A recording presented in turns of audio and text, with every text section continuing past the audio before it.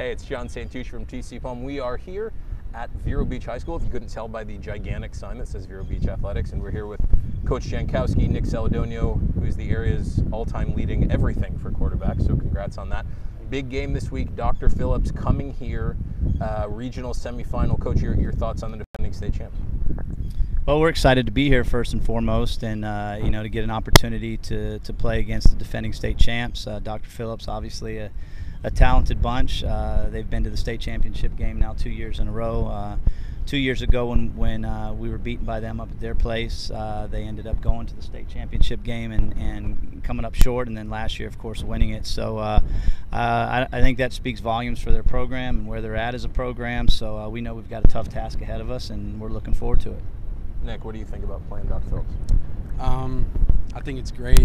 Making it to the second round is always a good accomplishment, but I'm not going to settle for just this round like we did last year. I mean, really want to take it game by game and win this one. Dennis? Coach, you've been in this position a bunch of times since you've been here at Vero Beach. Is there something about this year's team that convinces you that this could be a different feel, going through the playoffs?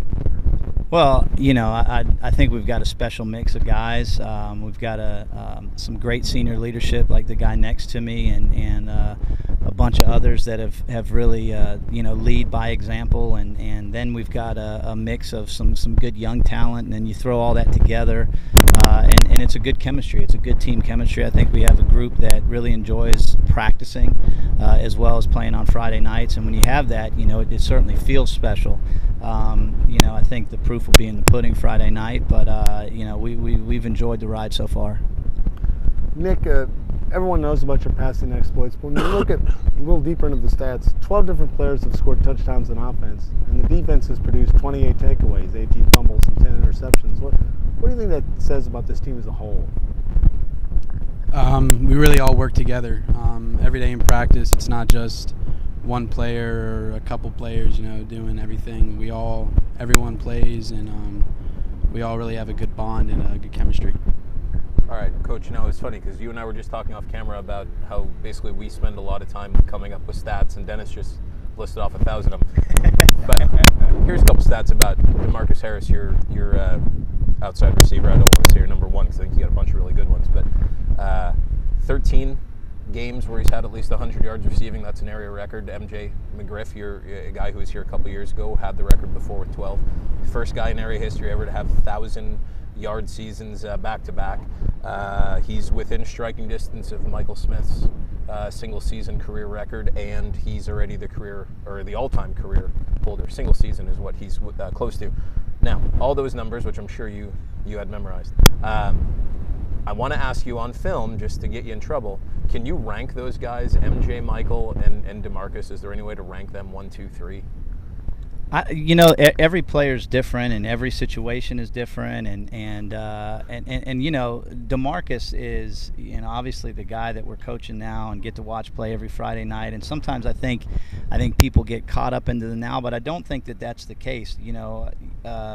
Several years ago, I think it was maybe Coach Willis, our offensive line coach, was asking me a question about who I thought would be the biggest recruit, or the guy that's going to go on and have this great success, not just through high school but on and beyond. And I think maybe DeMarcus was in 9th grade, and I said DeMarcus, and my reason for that is because he really is the total package. I mean, he's obviously comes from a great family. His mom's a principal, his dad's a coach, and then he's been around our program really for as long as I have,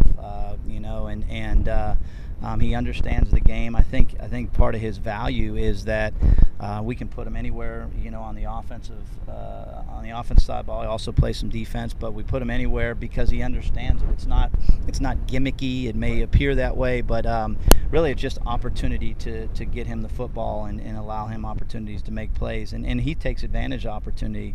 In addition to that, something that's left out of the stat book, he plays very hard and does very well when the ball's not in his hands, whether it be blocking or taking the top off the defense to allow room for other guys. He's very good at all those things. So, as I'm sitting here today, I couldn't put anybody ahead of DeMarcus. He's a really good player. Nice. I'm sure MJ will hit me up on Twitter about that later. Nick, let me ask you, what's it like working with this receiving core? Because it's obviously, DeMarcus is going to Kentucky, but it's not just him. You got a kid that's going to Buffalo, and Javian Cuff, who has 8 touchdowns. Keith Woolard has played very well. Dawson has played really well. What's it like working with this group of skill guys? It's amazing. I think the best attribute all of them have is they block. And it's pretty easy when you can just throw the ball 10 yards or a fast screen, and they take it all the way to the house because they're all blocking and they're very unselfish. Dennis, you got anything else for these guys? Yeah, Coach, Dr. Phillips, obviously, I think in the eyes of many, pulled a big surprise last week by beating Centennial. I thought Centennial might be able to make a run in the playoffs, but Dr. Phillips showing its tradition, able to get the victory. What's your biggest concern about them going into this game? Well, I think the thing that jumps out at me just in studying them, through the weekend and in the early part of this week is there is no weakness. They don't. So a lot of times what we try to do as coaches and then ultimately impress our players with is you try to exploit your opponent's weakness, and there is no glaring weakness. They have strengths in all 3 phases of the game, at all the different levels in those 3 phases as well. And so that's the thing that jumps out, and obviously it's concerning. I think it's going to be, and you mentioned being surprised that they were able to pull off the win against Centennial. I would bet that there's not anybody in Dr. Phillips' camp that was surprised. They're a quality team, and they're well coached. So I think it's going to take a great effort. I think it'll come down to all those things that we talk about in each and every game. The things that they usually boils down to turnovers and taking advantage of opportunities and all the things, scoring when you're in the red zone, all the things that we set out to do each and every week. I think that'll come down to it this week. All right, well, Coach, I know you've looks like your team's starting to meet you out here. I know you got practice, so guys, appreciate it. Best of luck on Friday, and hopefully we're talking to you next week. All right, that'll be great if we are. Good luck, guys. Usually they don't like talking to us that much. All right, we're going to stay here. We're going to do a little change. Dennis and I are going to jump in. We'll make our picks. We wanted to get those guys away from us so we can talk honestly. No, I'm just kidding. Dennis, how do you see this game going down? Well, first of all, I know Coach Jankowski, a lot of respect for Dr. Phillips, but quite frankly, if you look at both teams, I was stunned that Centennial was able to get the win last week. So Dr. Phillips' 5 regular season wins were against teams that were, I believe, 16 and 34. So no notable wins for the Panthers, but again, they have beaten us an 8-win or 7-win Centennial. Yes, now, yeah. but again, tradition sometimes plays a factor. They were at home, and I think their players get to the postseason. They believe they're going to make a run, regardless of what the regular season record is. So if you're not taking them seriously, I think that victory got these guys' attention. I don't know if there's any question about it. I think Dr. Phillips will come in here believing they can win because they beat them a couple of years ago. And so I don't think there's any doubt that Dr. Phillips is going to come in here confident. I think these guys are going to be prepared. I really like the way that Vero Beach is playing as a team, but what I really like is the defense, because the real key to success in the playoffs is who can make big plays when the game's on the line. And how many times this year, I can count 3 where Vero Beach's defense has made the game-winning play. It hasn't been the wide-open, spread offense that's done, although that's always been a contributing factor, but it's been the defense that sealed the deal. And in the playoffs, to move on, you have to have that.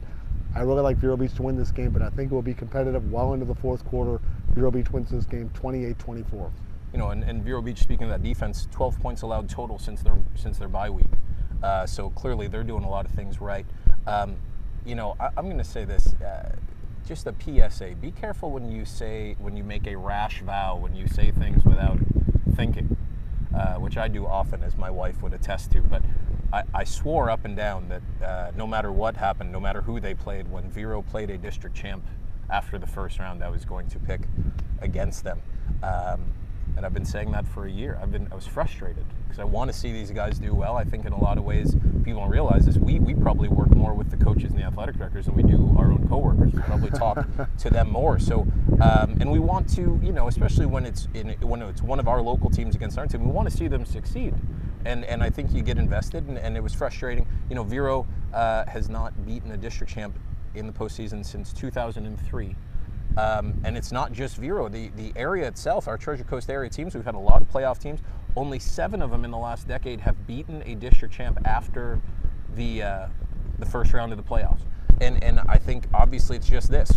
You're looking at really good teams. You're looking at really good opponents. Vero Beach is in Region 2-8A. Region 2-8A has produced a team that made it to the state championship game the last 3 seasons. So it's not like it's just bad teams. Dr. Phillips knows how to win. The Powell brothers, number 1 and number 5, are as good as you're going to see. You know, Jabari Powell was the Florida HS football MVP for all of 2017 in Class 8A. So this is a good team that they're going to play. On paper, well, I didn't say they didn't have talent. Right. They absolutely have talent. After seeing Dr. Phillips last week, and I don't know because I haven't studied a lot of film on them, I would say Vero Beach 34-20 on paper. But I said that I would pick against them, which probably is going to work in their favor since I've picked Vero every year religiously and it hasn't worked out. So I'm going to say Dr. Phillips 21-20. Wink, wink, hush, hush. I'm not sure I think that's going to be the final score, but I said that was what I was going to do. So you're going with Vero, and I guess I'm going with Dr. Phillips. Hopefully one of us is right. I'm rooting for you. This might be the first time all year I'm rooting for you to be right. That's it for us. As always, want to hear back from you guys. Hashtag TCPrepZone on Twitter. TCPalm.com is where we will have your scoreboard go. And obviously you can follow me during the game on Friday night at John Santucci. See ya. See ya.